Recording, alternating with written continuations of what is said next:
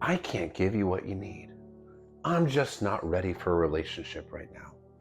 I need time and space to work on myself. I need to heal and I can only do it alone. You may have heard some of these vague excuses when your avoidant partner, now your avoidant ex, abruptly discarded you and ended the relationship. You felt like you were thrown out as if you didn't even matter, and all they're giving you are these vague excuses. And when you push for more information, they just continue to give you vagueness, pull back, and disappear altogether. While they're giving you these excuses, they are shut down, stone cold. There's no empathy. They are just disposing of you. That's the way it feels. So why are they giving these vague excuses to begin with? Why don't they give you a clear, coherent answer so you can have closure and understand why the relationship ended?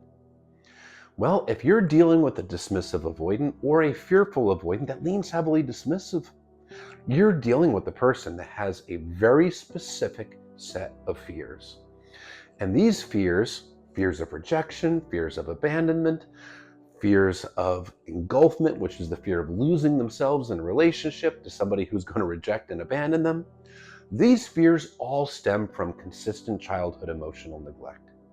But the way that they learn to deal with these fears is to avoid, to not deal with the problem, to just stuff it, stuff the emotions, run away from the problem, and stick their head in the sand, and just not deal with it at all.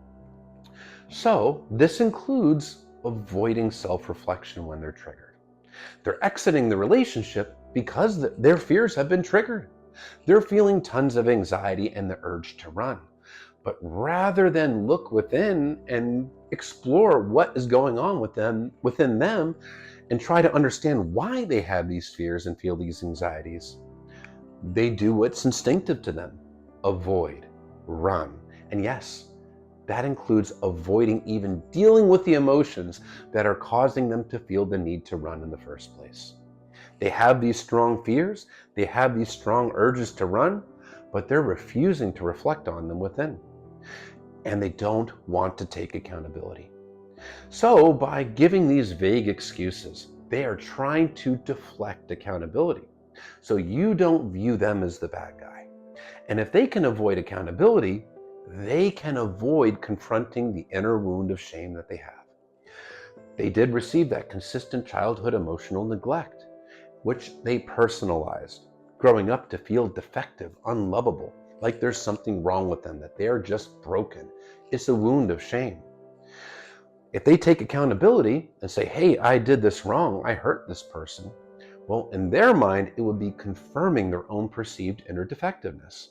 I did this wrong because I'm defective, because I'm not lovable, because I'm worthless. Too painful. So they look to project their behaviors, their fears, and the responsibility of these things onto external things. So that's where the vague excuses come in. I just can't give you what you need. Well, that can mean a lot of different things. It could also mean you just need too much and you're just asking too much from me. I'm just too busy with work right now. See, it's work's fault. I can't help it. It's my work. I need to work on myself. I'm just not ready for a relationship. In other words, see, I'm doing the noble thing by exiting the relationship so I can work on myself. When in reality, what requires you to leave a relationship to work on yourself, to become a better partner, to show up for your person? No, that's not how it actually has to work, but it gives them the excuse while still taking the higher road and avoiding accountability. Plus, if you take the bait, if you believe the excuses, well, now you're doubting your perception of things and they're escaping accountability. It's actually a small form of gaslighting, because when a gaslighter gaslights, what they're essentially trying to do is plant the seeds of doubt in the other person's mind so they can escape accountability for whatever it is that they're doing. So these vague excuses stem from a desire to avoid accountability, a desire to avoid dealing with the issue altogether, and a desire to avoid self-reflection on their feelings to begin with. Going back to childhood, they've learned to stuff emotions, to suppress it, and not process it. So they're also looking to avoid dealing and confronting with those emotions to begin with. But avoiding accountability is one of the biggest parts of it. They don't want to actually have to take ownership of their insecurities and issues. So by giving the vague excuses, it gives them their excuse to leave without having to actually look within. It's not a reflection of you. It's not a reflection of your self-worth at all. It's a reflection of them, their lack of self-reflection, their lack of self-awareness, their insecurities, their attachment wounds, and yes, their character. Because it is a choice. It's fueled by insecurities. It's fueled by consistent childhood emotional neglect. But this still is a fully grown adult. They have free will, and they have the ability to choose differently. And they have the ability to make choices that are less hurtful and devastating to the other person. But this is what they chose. It's a reflection of them. It doesn't mean that you were not a good enough partner. It doesn't mean that you're not a lovable person. Don't tell yourself those messages, because you're only hurting yourself, and it isn't even true. It is specifically healthy relationships, healthy relationship behaviors that trigger dismissive avoidance to begin with. So if you're showing up as a consistent, loving, emotionally available partner, it's inevitable that you're going to trigger their fears. So don't blame yourself.